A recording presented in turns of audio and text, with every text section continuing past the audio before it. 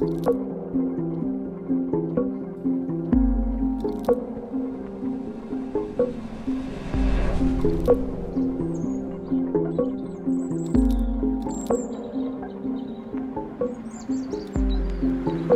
from Australia, I moved to the UK about 20 years ago and I've been working here in Hackney for the last decade or so.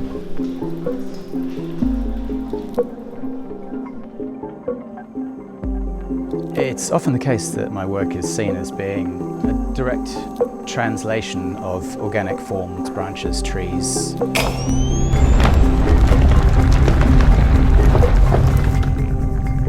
In a sense, that's not necessarily wrong, but it's a bit of a misconception in that what I'm doing is not necessarily translating forms directly, but more looking under the surface, looking at what these forms actually comprised of, what we find engaging about them, and trying to distill those fundamental characteristics before reconstituting them into the forms that I create.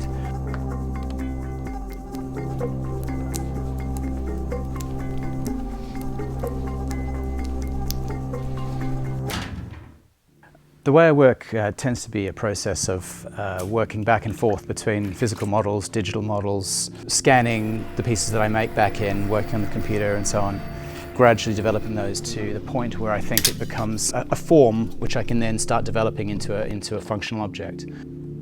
Some time ago I realized that the design process tends to lead you down a path whereby you're looking at things from an aesthetic perspective. So much of the process is essentially starting with the idea of designing a table and ending up with the table.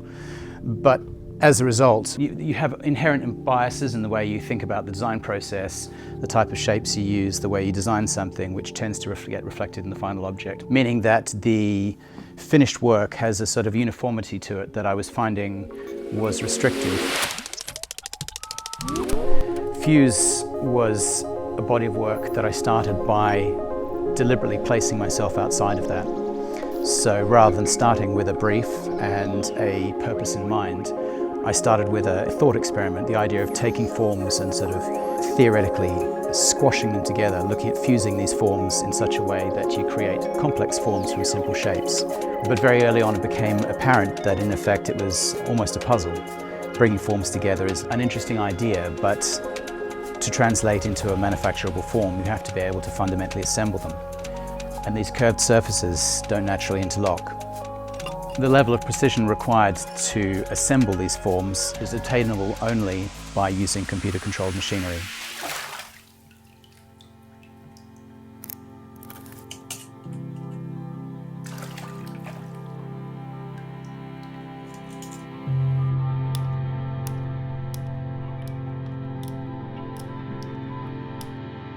The Gyre series of pieces, lamps for now and then eventually some larger pieces, consist of a series of concentric shells that sort of swirl around each other.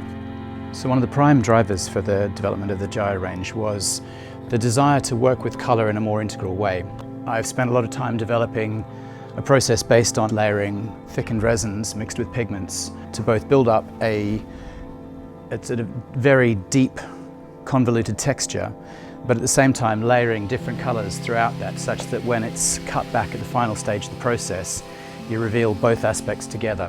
What I'm trying to do with the forms I create is to instill a certain level of ambiguity. I don't want them to be something which is read as a direct copy, and equally I don't want them to be read as something which is purely contrived. I want there to be a sense of familiarity. It's not about replicating a specific form or a specific shape or a specific link. It's far more engaging in that level where the uncertainty creates interest in itself.